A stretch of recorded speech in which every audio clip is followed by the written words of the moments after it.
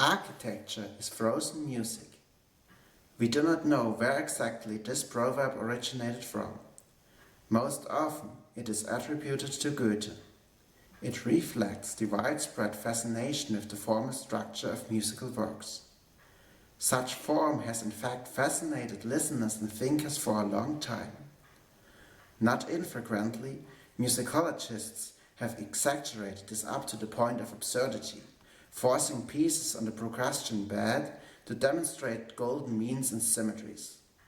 But is form important in music? And if yes, then why and how much? Thinking and experiencing form in music, I once had a little thought I want to share here. In the first volume of The World as Will and Representation, Schopenhauer did not stress in architecture the importance of symmetry in form as much as in the second volume. He wrote in paragraph 43 that architecture does not affect us mathematically, but also dynamically, and that what speaks to us through it is not mere form and symmetry, but rather those fundamental forces of nature, those first ideas, those lowest grades of the objectivity of will. The irregularity of the building and its parts is partly produced by the direct adaptation of each member to the stability of the whole. Partly it serves to facilitate the survey and the comprehension of the whole. And finally, regular figures to some extent enhance the beauty because they reveal the constitution of space as such.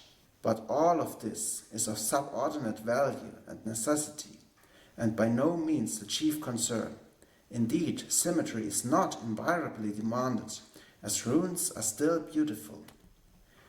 Can't we look at music in a way to see in a similar way symmetry in form and balance with at least one other factor, a more dynamic force? That formal aspects gain meaning not by themselves, but through the function they serve in relation to the individual expressive means of a musical work. Form structures the development of melodies and the contrast between different parts.